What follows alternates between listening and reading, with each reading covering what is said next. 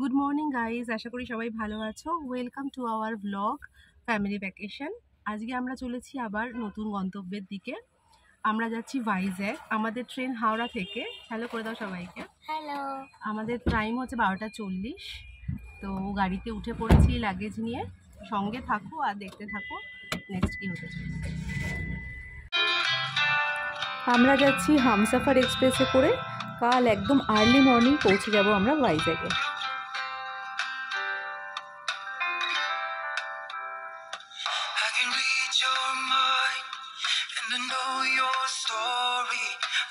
ভোরবেলা এসে পৌঁছালাম আমাদের হোটেল 10 পাল্লাতে।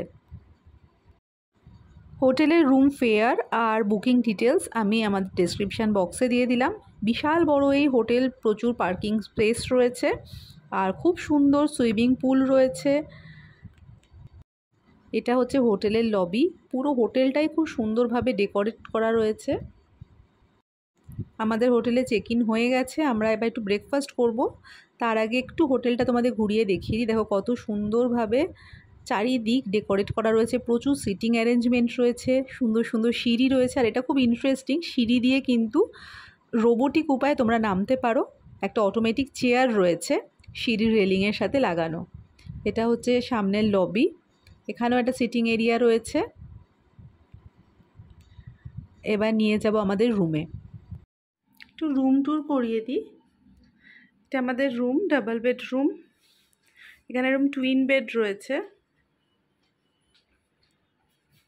একটা বড় টেলিভিশন সিস্টেম রয়েছে। নিচে ওয়েট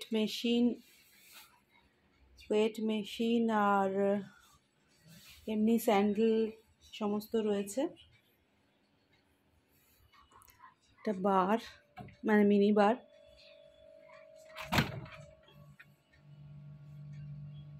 জল আর ফ্রুটি আছে। এখানে জাগ, টি মেকার, কাপ সব কিছু দেওয়া রয়েছে।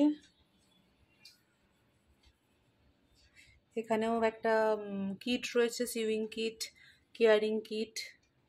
একটা বড় মিরর রয়েছে।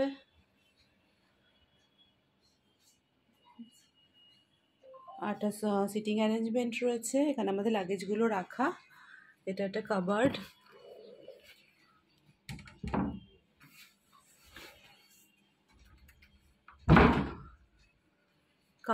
রয়েছে, লকার রয়েছে।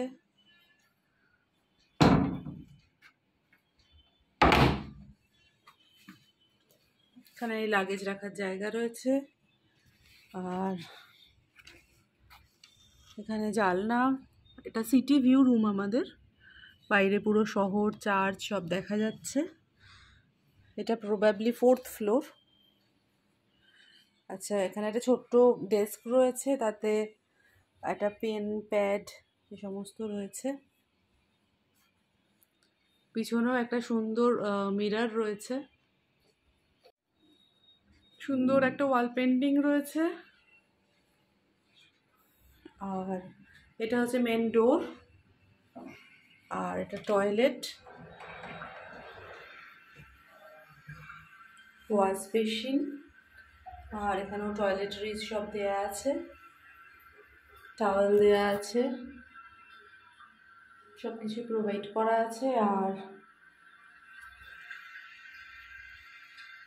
এখানে আরেকটা ফোন রয়েছে। আর এটা হচ্ছে বাথ এরিয়া, টয়লেটরিজ রয়েছে। আমরা চলে এসেছি ব্রেকফাস্ট টেবিলে। বুফে স্প্রেডে নানান রকমের আইটেম ছিল। তার থেকে আমি নিয়ে নিলাম স্যান্ডউইচ, কিছু steamed vegetable, fruit juice, south Indian কিছু অপশান যেমন ইডলি, বড়া, একটু পোহা। এছাড়া আছে আলু পরাঠা, পনিরের সবজি আর ব্রেড। তার সাথে নিয়েছি মশালা অমলেট। শেষ পাতে ডেজার্টেরও ছিল এলাহি বন্দোবস্ত। তার থেকে আমি কিছু আইটেম তুলে নিলাম। আর লাস্টে শিমুয়ের পায়েস, দইয়ের ঘোলও ছিল। এছাড়া চা, কফি তো আছেই। ভাইজ্যাগে প্রথম সমুদ্রের ঝলক পেলাম। ভোরবেলা এসে হোটেলে চেক ইন করেছি, তারপরে এই জাস্ট সি বিচে আসলাম। ওইখানে দূরে ওইদিকে পাহাড় রয়েছে, আর এই হচ্ছে সমুদ্র, রামকৃষ্ণ সি বিচ। আর এটা একটা খুব সুন্দর ডেকোরেট করা একটা পার্ক। এখানে সামনে প্রচুর হোটেল রয়েছে।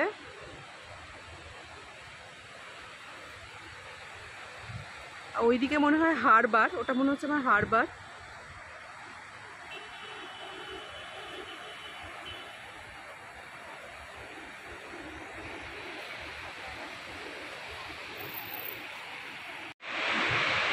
সমুদ্রের পাশে পাশে হাঁটছি। নিচে নামার রাস্তা কোথায় এখনো দেখতে পাইনি।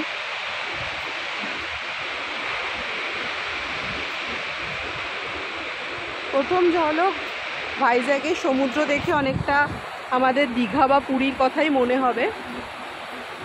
মানে সমুদ্রের যা রং, যেরকম বালির টেক্সচার, দীঘা বা পুরীর সমুদ্রের মতোই লাগবে।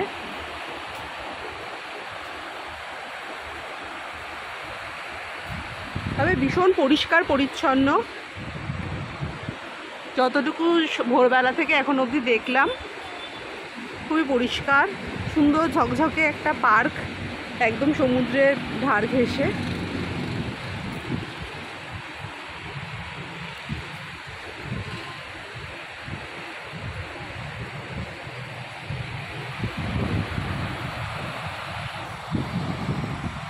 আঠাশ তারিখ, কিন্তু টেম্পারেচার প্রায় 27 ডিগ্রি সেন্টিগ্রেড। তো মানে ঠান্ডার জামা কাপড় নিয়ে এসেছি, ওগুলো কী করব জানি না। ভীষণই গরম, ভীষণই রোদ। কি সুন্দর একটা রাধাকৃষ্ণের মূর্তি।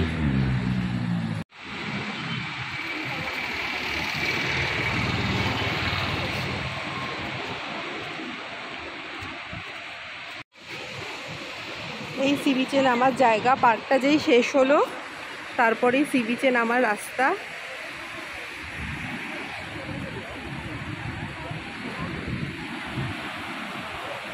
জলের বেশ তেজ আছে, ঢেউগুলো একদম গর্জন করে আসছে। এই হচ্ছে সি বিচে যাওয়ার সিঁড়ি।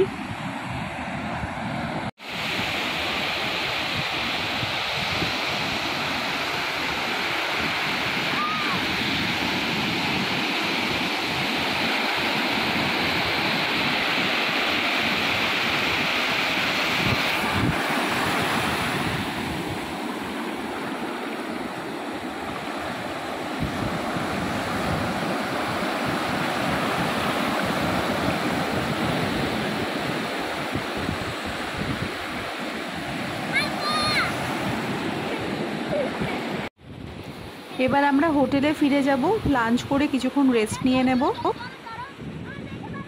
তারপরে যাব সাবমেরিন মিউজিয়াম দেখতে।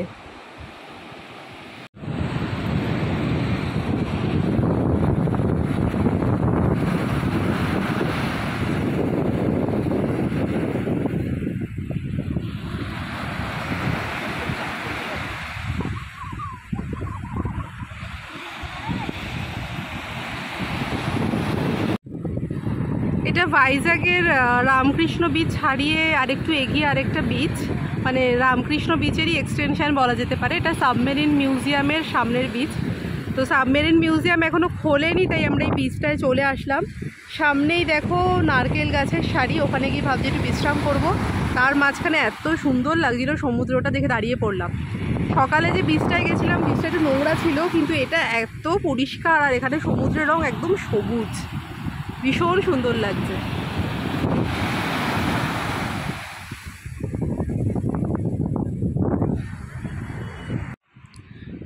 এই হচ্ছে সাবমেরিন মিউজিয়াম। সাবমেরিন মিউজিয়াম বলতে এখানে একটি সত্যিকারের সাবমেরিনই ডিসপ্লেতে রাখা আছে। টিকিট কেটে এই সাবমেরিনের ভিতরে ঢুকে সমস্তটাই সুন্দরভাবে ঘুরে দেখা যাবে। সাবমেরিন মিউজিয়ামের উল্টো দিকেই রয়েছে বিশাখা এয়ারক্রাফট মিউজিয়াম। এখানেও টিকিট কেটে ঢুকতে হয়, আলাদা টিকিট। এখানে আমরা পরে ঢুকবো, আগে দেখে নেব সাবমেরিন মিউজিয়াম। টিকিটের লাইন কিন্তু বেশ লম্বা ছিল, টিকিট কাটার পরেও সামনে আছে অনেকটা বড় লাইন। এখানেই আমাদের অনেকটা সময় চলে গেল। আচ্ছা, টিকিটের মূল্য হচ্ছে বড়দের 70 টাকা, বাচ্চাদের 40 টাকা, আর ক্যামেরার জন্য 50 টাকা। টাইমিং হচ্ছে এই মিউজিয়ামে প্রতিদিন দুপুর 2টো থেকে রাত 9টা, আর প্রত্যেক সোমবার কিন্তু মিউজিয়ামটি বন্ধ থাকে। এই সাবমেরিনের নাম ছিল INS কুরসুরা। এটা কমিশনড হয়েছিল 1969-এ।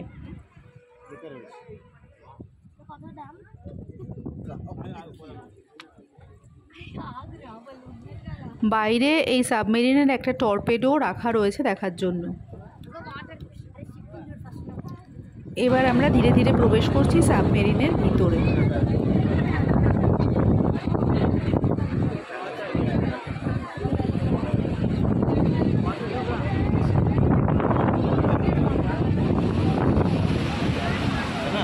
সাবমেরিনের দৈর্ঘ্য প্রায় 91.3 মিটার, আর এই সাবমেরিনে প্রায় 22টা টর্পেডো ধারণ করতে পারে।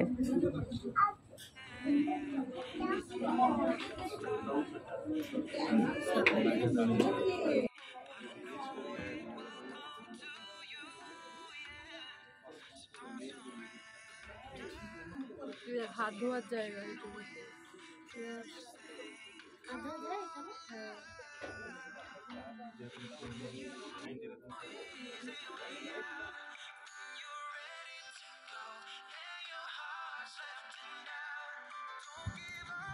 সামনে রয়েছে ক্যাপ্টেনের কেবিন।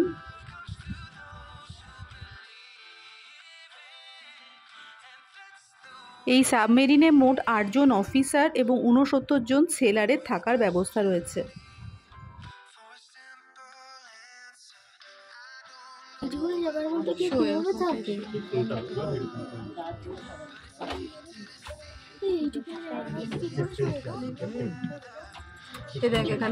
এগুলো সেলার্সদের শোয়ার বিভিন্ন বাঙ্ক। পুরোটাই খুব সুন্দরভাবে মডেল দিয়ে ডিসপ্লে করে বোঝানো আছে। মিলিটারিরা এমনি সময় শুয়ে আছে।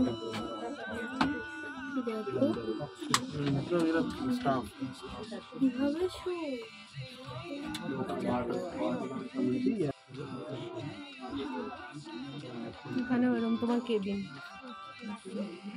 এখানে শোবে।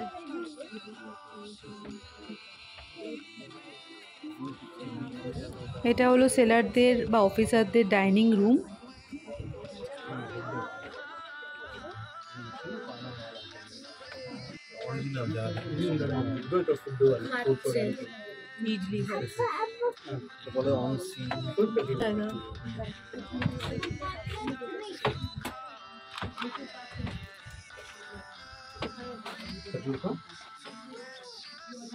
এখানে ল্যাডার, এটা দিয়ে আবার উপরে উঠে দেখা যায়।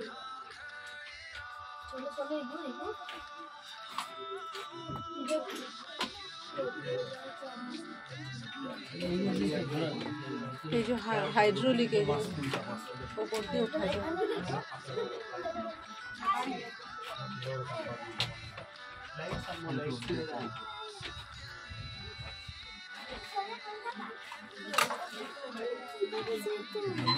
এই যে অ্যাটমসফিয়ার ডেপথ,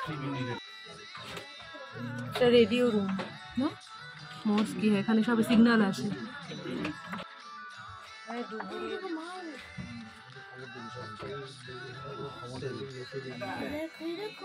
ডুবুরি ড্রেস, যদি জলে কাউকে নামতে হয় জলে নামারও ব্যবস্থা থাকে।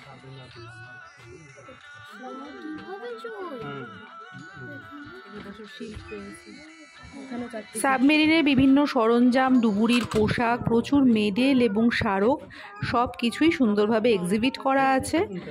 সঙ্গে যদি কোনো ছোট সদস্য থাকে তাহলে কিন্তু এই মিউজিয়ামটা একদম মাস্ট ভিজিট। অবশ্যই প্রত্যেকে ভিজিট করে দেখবেন, একদম প্র্যাকটিক্যাল এক্সপিরিয়েন্স হবে সবার জন্য।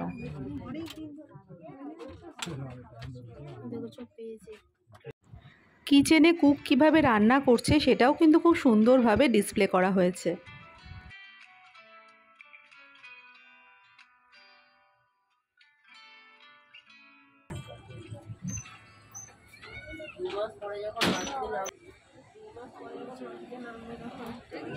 সাবমেরিন মিউজিয়াম দেখে বাইরে বেরিয়ে এসে আমরা এবার চললাম বিশাখা এয়ারক্রাফট মিউজিয়াম দেখতে। এখানেও কিন্তু টিকিটের জন্য বেশ লম্বা লাইন রয়েছে। এখানেও টিকিট মূল্য বড়দের জন্য 70 টাকা আর বাচ্চাদের জন্য 40 টাকা করে। আর টাইমিং থাকছে 2টো থেকে রাত 8:30 উইকডেজে, আর উইকেন্ডে সকাল 10টা থেকে রাত 8:30। প্রথমে ঢুকেই মিউজিয়ামে নজরে পড়বে বিশাল বড় একটি নেভাল এয়ারক্রাফট।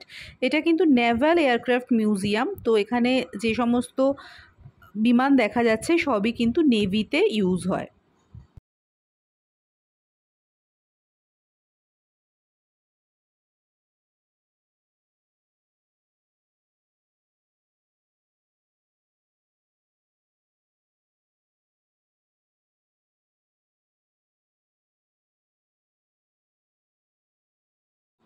সাবমেরিনের মতো এই এয়ারক্রাফটের ভিতরে ঢুকেও সমস্ত যন্ত্রপাতি, অন্যান্য জিনিসপত্র দেখা যাবে।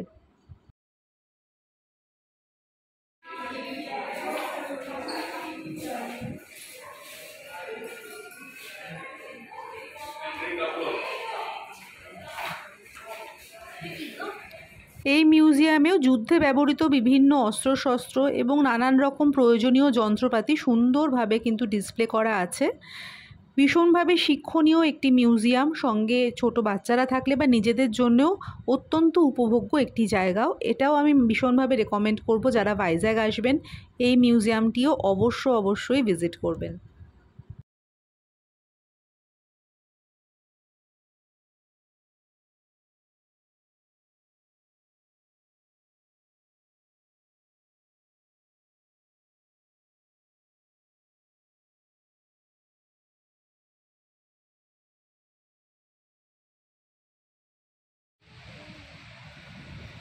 মিউজিয়াম দেখে যখন বেরোলাম তখন সূর্য অস্তাচলে যেতে বসেছে।